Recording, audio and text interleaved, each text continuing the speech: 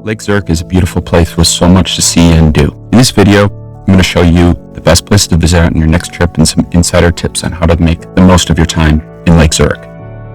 Hi there, my name's Kyle, and I'm your tour guide of Lake Zurich for today, with video footage from yours truly. I visited this massive glacial lake after a tour around Europe for 8 weeks. And I'm also the owner here at viatravelers.com, which is a blog focused on the best travel tips and destinations from around the world. Lake Zurich is such a great place. It has everything from lakeside walks, beautiful views, boutique shops, a sprawling metropolis, home-style restaurants. It really depends on what you're looking for. This video will be all about what you need to know before visiting this excellent glacial lake in Switzerland. Lake Zurich is formed by the Linth River, which rises in the glaciers of the Glarus Alps and was diverted by the Escher Canal, completed in 1811.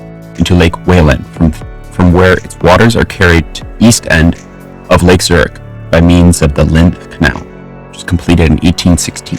The waters of the Lake of Zurich flow out of the lake at its northwest end, passing throughout the city of Zurich.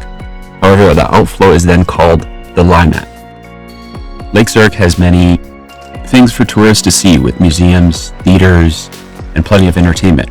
Also one of the largest lakes in Switzerland. One of the main attractions is the two railroad bridges that cross Lake Zurich. The sea dam crosses it at one point where the railway line and road connect Rapperswil, Jona. On either side is fresh land with plenty of crops. Lake Zurich is divided into two parts. Obersee, which is the upper lake, is west of the Linth Dam, whereas Siebenalp Peninsula lies at Village Isle between Waddensville and Horgen.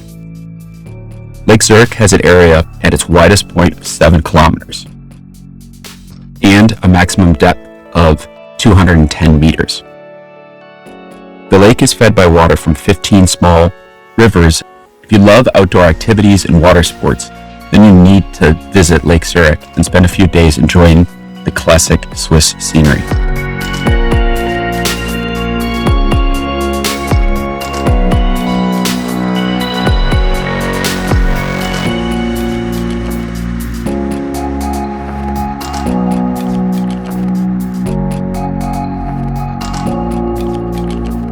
Enjoyed the video footage that I captured, please consider subscribing to the Via Travelers YouTube channel by clicking that shiny red button below.